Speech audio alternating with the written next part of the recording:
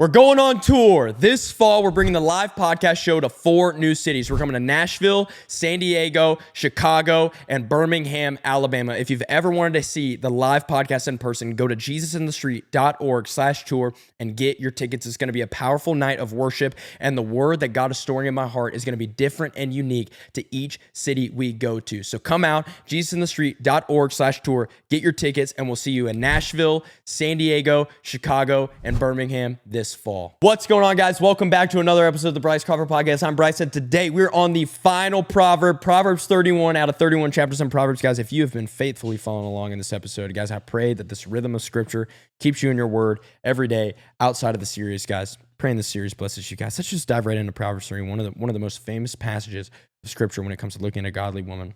We're going to break it down verse by verse here. This proverb, Proverb 31, is written by King Lemuel. We don't really know much about King Lemuel, but King Lemuel is relaying to you and I an oracle that his mother relayed to him. So we're really getting the motherly wisdom that was given to King Lemuel, and then King Lemuel is passing it down to us. What we know about King Lemuel briefly is that it's the possibility that King Lemuel could have been a pagan king that submitted himself to God, and now this is the wisdom that we're getting after this pagan king has submitted himself to God. It's a possibility. Verse 1, the words of King Lemuel, an oracle that his mother taught him. Now, verses 2 through 3, there's this theme of adultery and sexual immorality, and there's a warning against the dangers of sexual immorality. What are you doing, my son? What are you doing, son of my womb? What are you doing, son of my vows? Do not give your strength to women, your ways to those who destroy kings. The phrase son of my vows, meaning that he was born after the covenant that was made to her husband. So he is a product of a godly birth. And she says, don't give your strength to women, your ways to those who destroy kings. An excessive sexual interest in women wastes a man's strength, is what Proverbs 2 through 3 says. The practice of sexual immorality and sexual obsession gives away a man's strength in the sense of his spiritual strength, his self-respect, his self-control, his example, and standing in community is all given away and all on the line and sacrificed when they practice sexual immorality and sexual obsession. And King Lemuel is relaying to us what his mother relayed to him. Stay away from it. There's a massive warning. Now, verses 4 through 7 here, again, we have a warning against the danger of alcohol. Now, there's going to be an interesting take here in verses 4 through 7 on alcohol, so we're going to read it together and break it down. I'm going to give you my opinion on what the scriptures are saying. It is not for kings, O Lemuel, it is not for kings to drink wine, or for rulers to take strong drink, lest they drink and forget what has been decreed and pervert the rights of all the afflicted. Give strong drink to the one who is perishing, and wine to those in bitter distress. Let them drink and forget their poverty and remember their misery no more. Okay. So Proverbs 31 verses 4 through 7 are saying kings and those who lead should avoid drinking alcohol. This is what Proverbs 31, 4 through 7 is saying. This idea is repeated 3 times for emphasis through these few verses. And the reason that King Lemuel's mother was saying that that kings and those who are in leadership positions shouldn't drink alcohol, the reason she's telling him this is because the responsibilities of a king and of a leader are so great that it's essential that they be sober-minded and they don't be impaired or have partial judgment or their abilities are messed up in any way, shape, or form because they're drunk. And when we read the Bible, we understand that alcohol isn't a sin, drunkenness is a sin. And I think that there's a lot of wisdom in just flat out not drinking alcohol. Because we read earlier in the Proverbs that alcohol can produce a mockery. It can produce strife and produce anger. So it's not necessarily wrong. And what's she saying? She's saying, you know who deserves a drink? Not kings and those in leadership positions in verses 6 and 7. She goes, give a drink to someone who's in jail, someone who's suffering. Let them numb the pain away. But don't let you, who has wise decisions to make and strength to be had and judgment and sober-mindedness needed, don't take it. She gives an interesting perspective there. Verses 8 and 9, open your mouth for the mute, for the rights of all who are destitute. Open your mouth, judge righteously, defend the rights of the poor and needy.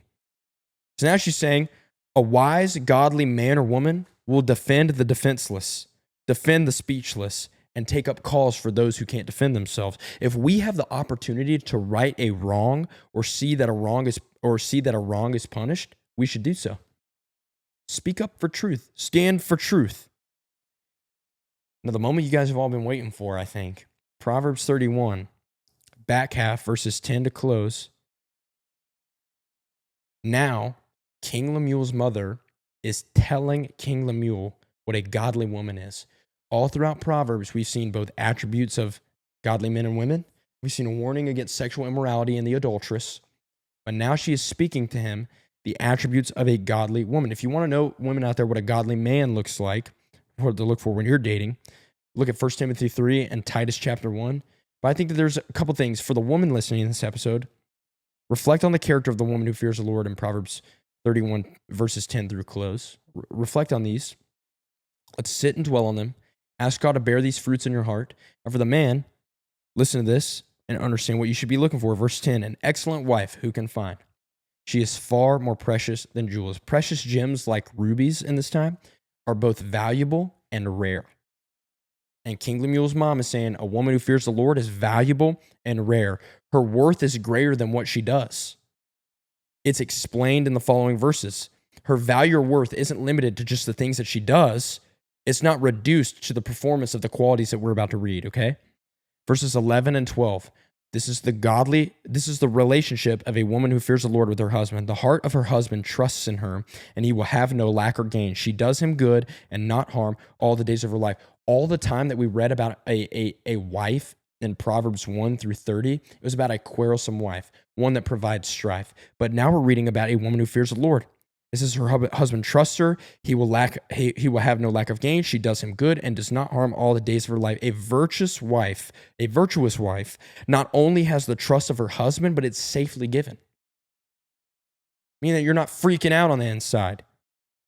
Several Proverbs have explained the bad effect of a bad wife. And now we're getting the opposite right here. A virtuous wife does her husband good and not evil, but a quarrelsome wife does evil to the husband.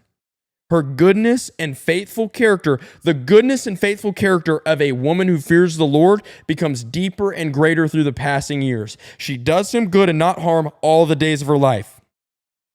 Verses 13 through 16 here. She seeks wool and flax and works with her willing hands. She is like the ships of the merchant. She brings her food from afar. She rises while it is yet night and provides food for her household and portions for her maidens. She considers a field and buys it. With the fruit of her hands, she plants a vineyard. It's not the resume of a godly woman that we're reading in Proverbs 31. It is lifelike examples and fruit of a godly woman. Okay? These things, these fruits that we're reading in Proverbs 31 of the godly woman aren't burdens because they're naturally coming out of her character because she loves the Lord and is applying wisdom in her life. Do you understand what we're reading here? If you're reading these things and it is a burden to you, check your heart, women. Because Proverbs 31 is telling us that these things will naturally come out of the life of a godly woman. It's not a resume, it is the fruit of a godly woman. Verse 17 through 20. Verses 17 through 20 now, we're about to read about the strength and compassion of a godly wife. She dresses herself with strength and makes her arms strong. She perceives that her merchandise is profitable. Her lamp does not go out at night. She puts her hands to the distaff and her hands hold the spindle. She opens her hand to the poor and reaches out her hands to the needy. These characteristics that we see in verses 17 through 20 have been echoed all throughout the Proverbs, okay? The virtuous wife is noted for what? Her strength.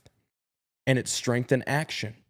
She's not idle. She doesn't sleep. We've read about sleep and slumber, all of the Proverbs chapters. She doesn't sleep. She's not idle. Her strength is what she's noted for, and her strength is found in her action. The virtuous wife is much more than just a skillful manager, though. She's a woman of great compassion. Verse 20 tells us she opens her hand to the poor. Meaning that the woman isn't just a task handler. She has integrity. Both go hand in hand. Now, verses 21 through 23, to my godly women out there, there's a special blessing that you receive for being a woman who fears the Lord. And this is what verses 21 through 23 tell us that the blessing for a godly woman is. She is not afraid of snow for her household, for all her household are clothed in scarlet. She makes bed coverings for herself. Her clothing is fine linen and purple. Her husband is known in the gates when he sits among the elders of the land. Okay, what is verses 21 through 23 saying that the blessing of a godly woman is? Okay, the virtuous wife has the wisdom, diligence, and preparation to ready her household for all kinds of challenges and adversity. That's why it's saying in verse 21, she's not afraid of snow for her household. Meaning the godly woman has prepared and taken care of her household so well that they are ready for any kinds of challenges. Okay. And it's saying with God's blessing on her wisdom and diligence, The virtuous woman does what? The virtuous wife makes good things for herself and enjoys personal marks of God's material blessing on her family. That's why verse 22 says she makes bed coverings for herself. Her clothing is fine linen and purple. Purple was a sign of royalty. And so because God is blessed with the wisdom and blessed diligence on the godly woman, she reaps the benefit of enjoying things in this lifetime. And verse 23 says what? Her husband is known in the gates. The virtuous wife not only gets to experience physical blessings, but the blessing is on her family as well. Meaning that the husband is well respected in the community because this character of the wife is rubbing off on the husband. Submission is mission for the wife. When a godly wife submits to a husband, as we read in 1 Peter, you don't submit to their sin, but when you submit to the husband, it is actually mission that convicts the husband to walk out in uprightness and righteousness, okay? Let's read verses 24 and 25 really quick. She makes linen garments and sells them. She delivers sashes to the merchant. Strength and dignity are her clothing, and she laughs at the time to come. Now, verses 26 through 27 are a reflection of the inner life of the godly woman. You ready? If you read verses 26 and 27, this is what the inner life of the godly woman looks like. She opens her mouth with wisdom, and the teaching of kindness is on her tongue. She looks well to the ways of her household and does not eat the bread of idleness. Wise speech and words that show the law of kindness flow from the godly woman's mouth. And the virtuous wife is observant of the family's ways. Meaning that the virtuous wife, the godly woman, is not so quick to speak, but when she opens her mouth, you know that there's weight to it because she uses wisdom with her words very carefully. Verses 28 through 29, another blessing that the godly woman has on her family is a family's respect, not just the husband, but the children as well. Let's read it. Her children rise up and call her blessed, her husband also, and he praises her. Many women have done excellently, but you surpass them all. A woman of such character and wisdom rightfully receives the blessing and praises of her family. Her children and her husband not only see these things, but also speak of the blessedness of the woman. So the children call the wife blessed, because the woman of God, because a godly woman is submitted to the Lord, because she walks out the wisdom of God in her life, her children see it and are grateful for it and bless the wife. The husband sees it and blesses the wife. And they respond to her by saying, many women are great, but you are the best of them all. Meaning you receive high praise for your character and submission to the Lord and submission to the law of wisdom.